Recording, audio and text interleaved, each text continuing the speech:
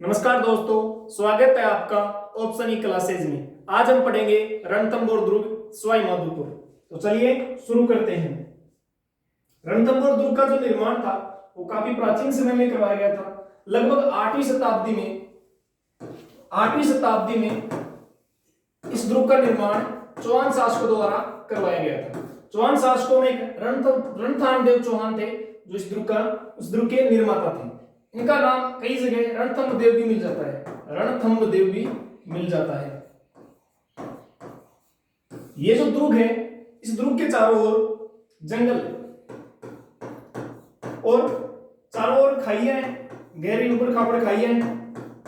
इसके अलावा ये दुर्ग 7 पहाड़ियों से घिरा हुआ है। इस दुर्ग के चारों ओर 7 पहाड़ियां हैं।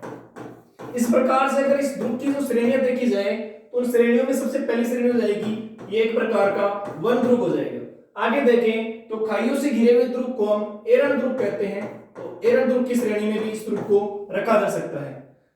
इसके अलावा 7 पहाड़ियों से घिरा हुआ होने के कारण इस दुर्ग को गिरि दुर्ग भी कह सकते हैं। तो ये 3 श्रेणी इस दुर्ग की हो गई। ये जो दुर्ग है वो दूर से देखने पर दिखाई नहीं देता, इसलिए अबुल फजल ने कहा है कि राजस्थान के जो सभी दुर्ग हैं, अन्य जो दुर्ग हैं वो नंगे हैं, जबकि ये दुर्ग बख्तरबंद दुर्ग है। इस दुर्ग को अबुल फजल ने बख्तरबंद दुर्ग बताया है। यहाँ के एक शक्तिशाली शासक हुए हैं, इनका नाम है हमीरदेव चौहान। जो इस दुर्ग में जो शाखा हुआ था उस शाखे में इसका अध्ययन काफी विस्तार से करेंगे। राजस्थान का प्रथम जो प्रथम शाखा है वो 1301 ईस्वी में रणथंभौर दुर्ग में हुआ था। इस समय 1301 में इस दुर्ग पर आक्रमण करने वाले थे अलाउद्दीन खिलजी। इनके आक्रमण करने का कारण था इनके दो सेनापति थे। एक का नाम था मोहम्मद शाह और एक का नाम था केहबू। ये दो इनके सेनापति थे। कब? जब ये 1299 ईस्वी में गुजरात विजय करके आए थे। गुजरात विजय करने के बाद जब ये वहां की जो धन संपदा लूट कर लाए थे उसका बंटवारा करने लगे, तो इन दोनों को कम धन संपदा मिलने के कारण इन्होंने अलाउद्दीन खिलजी के खिलाफ बगावत कर दी।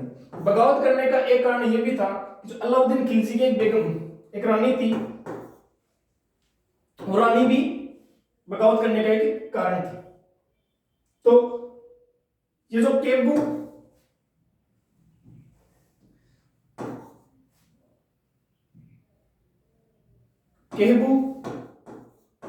और जो मोहम्मद शाह थे, केहबू और मोहम्मद शाह थे, ये हमीरदेव चौहान की शरण में आ जाते हैं।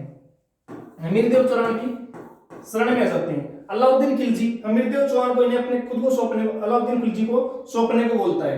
तो जो हमीरदेव चौहान है उस अलाउद्दीन खिलजी को कहते हैं कि हिंदू संस्कृति के अंदर शरणागत की रक्षा करना धर्म है। इतना सब कुछ होने के बाद अलाउद्दीन खिलजी 1301 ईस्वी में आक्रमण कर देता है रणथंभौर दुर्ग पर। 1301 ईस्वी में आक्रमण कर देता है।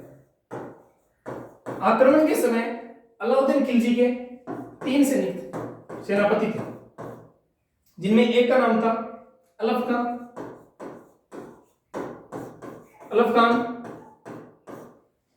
एक का नाम था नुसरत खान और एक था उलुग खान। इनके अलावा अलाउद्दीन खिलजी का एक सेनापति और था जफर खान, जो मंगोलों से युद्ध करते हुए मारा गया था। इसके अलावा ये तो हो गया अलाउद्दीन खिलजी के सेनापति। जो हमीरदेव चौहान के जो सेनापति थे वो थे भीम सिंह और धर्म सिंह। भीम सिंह और धर्म सिंह हमीरदेव चौहान के सेनापति थे, जबकि उलुग खान, नुसरत खान और अलफ खान ये अलाउद्दीन खिलजी के सेनापति थे, भीम सिंह और धर्म सिंह। युद्ध का शुरुआती समय देखा जाए तो हमीरदेव चौहान का जो पलड़ा था वो भारी था। इधर से तो शुरुआती समय में नुसरत खान और भीम सिंह दोनों वीर गति को प्राप्त हो गए थे। इसके बाद अलाउद्दीन खिलजी है वो खुद सेना लेकर यहाँ आता है और रणथंभौर का घेरा डाल के बैठ जाता है।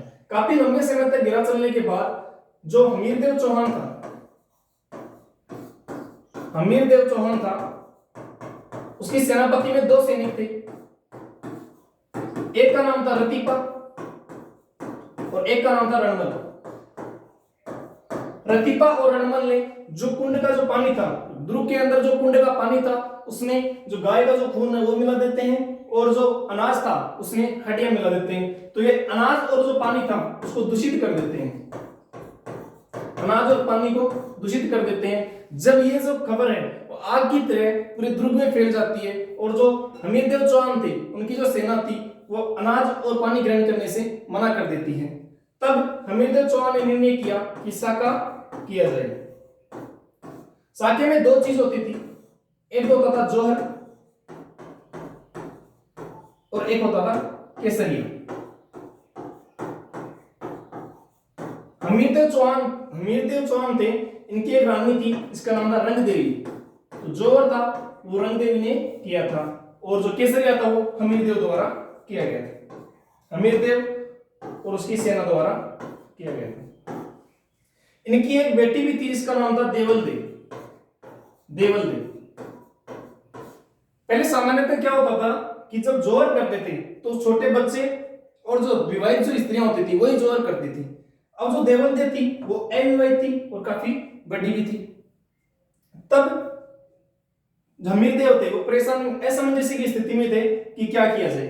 अब देवलदेव ने किले के ऊपर चढ़ के, किले के पीछे एक कुंड बना हुआ था, उस कुंड में छलांग लगाकर जोहर कर लिया था। तो इस जोहर को जल जोहर भी कहा जाता है, जल जोहर भी कहा जाता है। इसके बाद हमीरदेव ने केसरिया किया। आगे देखते हैं इस दुर्ग के जो प्रमुख पोल हैं वो, इस दुर्ग का जो प्रथम जो पोल है वो है नौलखा दरवाजा, ये प्रथम प्रवेश द्वार है।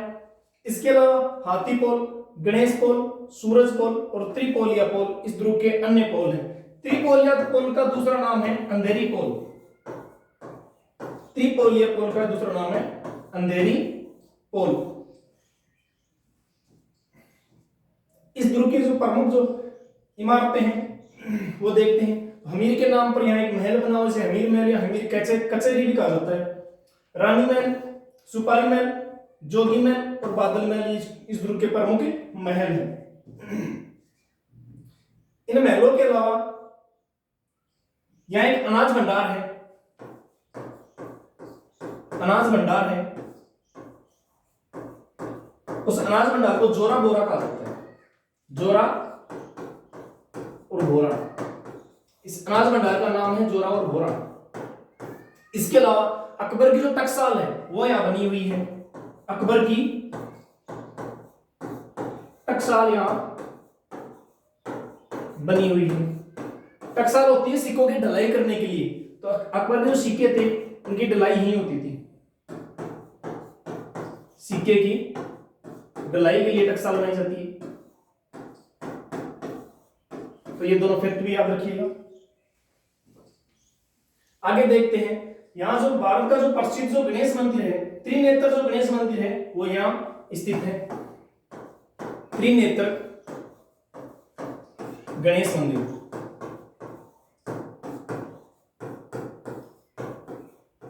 यहां भाद्रपद शुक्ल चतुर्थी को मेला लगता है। इसके अलावा जो अन्य प्रमुख जो गणेश मंदिर है वो देखें तो जो खड़ा जो गणेश का मंदिर है, खड़ा गणेश जी का जो मंदिर है वो कोटा में है। बाजना गणेश जी का मंदिर है वो सिरोही में है। गढ़ गणेश जी का जो मंदिर है वो जयपुर में है। गढ़ गणेश जी का मंदिर जयपुर में है। इसके अलावा नाचना जो गणेश जी का मंदिर है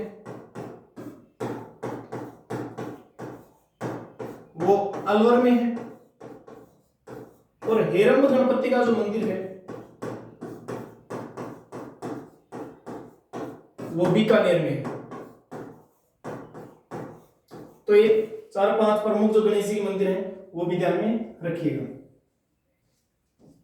आगे देखते हैं, यहां तो तालाब बने हुए हैं, उन तालाबों का नाम है